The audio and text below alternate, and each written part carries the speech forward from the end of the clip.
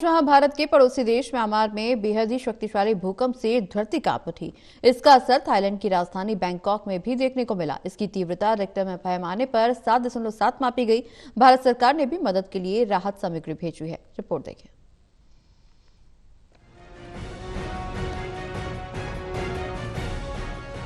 Myanmar और Thailand में 7.7 तीव्रता के भूकंप ने भारी तबाही मचा दी। म्यांमार में अब तक मरने वालों की संख्या 1000 पार कर गई और घायलों की संख्या 2000 के पार हो चुकी है। अमेरिकी जियोलॉजिकल सर्वे का कहना है कि मौतों का आंकड़ा 10,000 तक पहुंच सकता है। भूकंप के झटकों का सिलसिला अभी भी जारी, जिस बीच भारत सरकार ने भी मदद के लिए राहत सामग्री भेजी।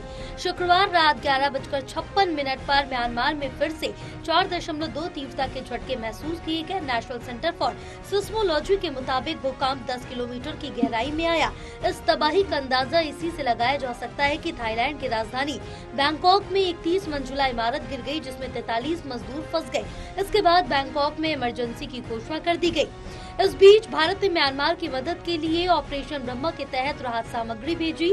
वायुसेना का C-130J विमान 15 टन राहत सामग्री लेकर यांगून पहुंच गया। इस पैकेज में टेंट, स्लीपिंग बैग, कंबल, तैयार भोजन, water purifier, hygiene kit, solar lamp, generator set और दवाइयां शामिल है।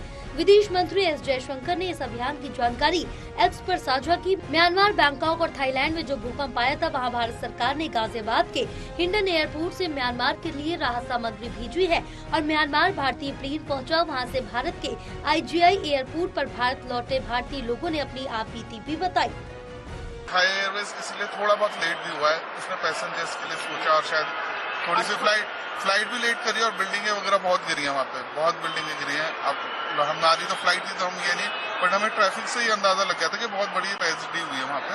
मैं बैंकॉक के पटाया शहर गया हुआ था, वहाँ से आने में बैंकॉक के एयरपोर्ट तक 4 से 5 घंटे लगे हम लोगों को आने में, बहुत ट्रैफिक जाम। अर्थक्वेक बिल्डिंगें लगभग मेरे ख्याल से 4 से 5 बिल्डिंगें गिरी हुई हैं, हाई राइज बिल्डिंग थी। हम भाई बैंकॉक से आ रहे, साकास कंपनी का टूर गया हुआ था और वहाँ ट्रैफिक, जब आती बार ट्रैफिक मिला है, कोई भूकंप वगैरह आया है, वहाँ पे हादसे हुए हैं, हमने भी न्यूज़ में देखा है। और जो ट्रैफिक के देखा है, ट्रैफिक ऐसा कभी मिला नहीं है। दूसरी तीसरी बार हम जा रहे हैं और उसके हिसाब से लोग वहाँ परेशान हुए हैं।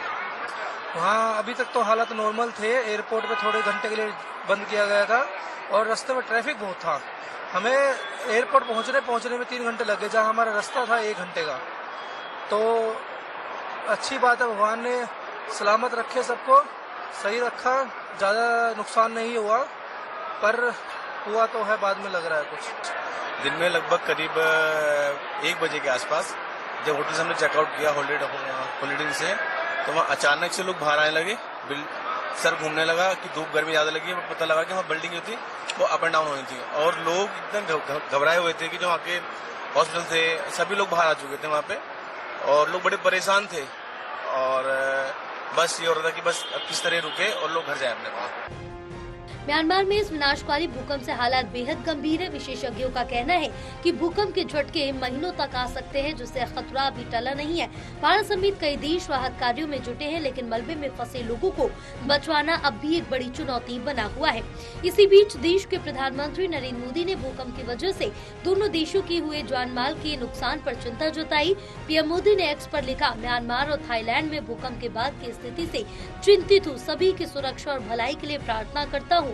भारत हर संभव सहायता देने के लिए तैयार है। इस संबंध में हमने अपने अधिकारियों को तैयार रहने को कहा। साथ ही विदेश मंत्रालय से म्यांमार और थाईलैंड के सरकारों के साथ संपर्क में रहने को भी कहा है।